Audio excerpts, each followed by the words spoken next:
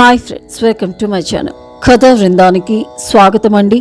కథలోనికి వెళ్లే ముందు తప్పకుండా లైక్ చేయండి, షేర్ చేయండి, తప్పకుండా సబ్స్క్రైబ్ చేసుకోండి.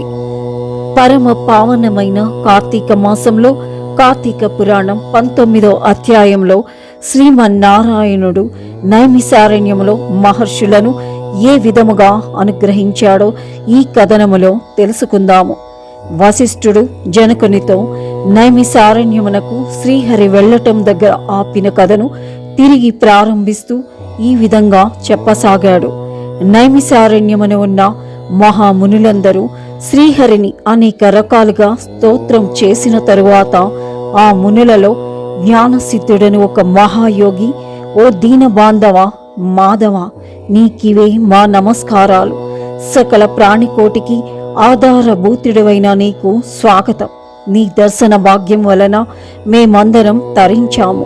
మా ఆశ్రమములు నీ పాద స్పర్శతో పవిత్రములు అయ్యాయి.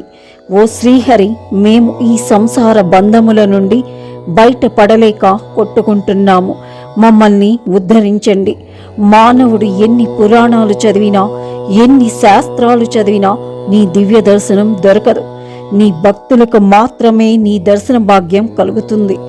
ఓ ఉపేంద్ర, ఋషికేశ, మమ్మల్ని కాపాడు తండ్రి అని మైమర్చి స్తోత్రం చేస్తాడు. అంతటా ఆ శ్రీహరి చిరునవ్వు నవ్వి, ఓ జ్ఞానసిద్ధ, నీ స్తోత్రమునకు నేనెంతో సంతోషించాను. నీకు ఇష్టమొచ్చిన వరము కోరుకో నాయనా అని అడుగుతాడు. అప్పుడు జ్ఞానసిద్ధుడు, ఓ నారాయణ, నేను ఈ సంసార సాగరం నుంచి విముక్తుడిని కాలేకపోతున్నాను. కావున ఎల్లప్పుడూ నా ధ్యానము నీ పాద పద్మములనందు ఉండేటట్లుగా నన్ను అనుగ్రహించండి అని వేడుకుంటాడు.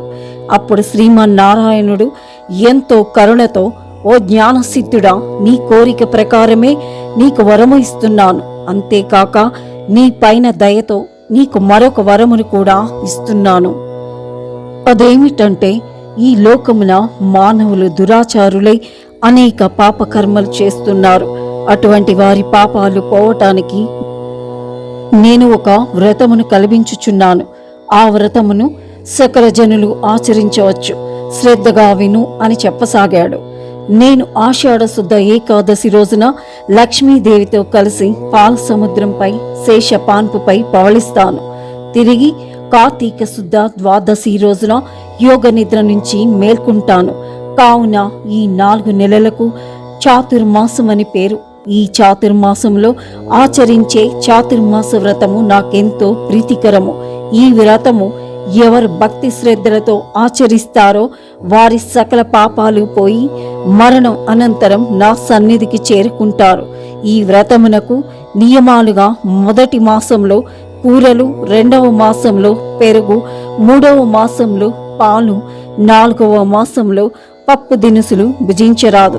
నా భక్తుల యొక్క నిగ్రహ నిష్టను, నా యందు వారికి గల భక్తిని పరీక్షించటానికి నేను యోగ నిద్రావస్థలో ఉండి వారికి ఇట్టి నియమాలను విధిస్తాను. ఇలా భక్తి శ్రద్ధలతో ఈ వ్రతాన్ని ఆచరించిన వారు జరా వ్యాధుల భయం నుండి విముక్తులవుతారు అని చెప్పి శ్రీమన్నారాయణుడు శ్రీ మహాలక్ష్మితో కలిసి పాల సముద్రమునకు ఏగి శేషపాన్పుపై పవళిస్తాడు. వశిష్ఠుడు జనక మహారాజుతో, ఓ రాజా, ఈ విధంగా శ్రీహరి జ్ఞానసిద్ధి మొదలగు మునులకు చాతుర్మాస వ్రత మహత్యం గురించి ఉపదేశించాడు. ఈ వృత్తాంతము అంగీరసుడు ధనలోభునకు చెప్పాడు. నేను నీకు వివరించాను. కావున ఈ వ్రతమును వయోలింగ భేదాలు లేకుండా ఎవరైనా ఆచరించవచ్చు. అప్పటి నుండి శ్రీమన్నారాయణుడిని ఉపదేశం ప్రకారం మునులందరూ చాతుర్మాస వ్రతమును ఆచరించి ధన్యులై వైకుంఠానికి చేరారు అని చెబుతూ వశిష్ఠుల వారు 19వ రోజు కథను ముగించారు. సకల పాపాహరణం కార్తీక పురాణ శ్రవణం.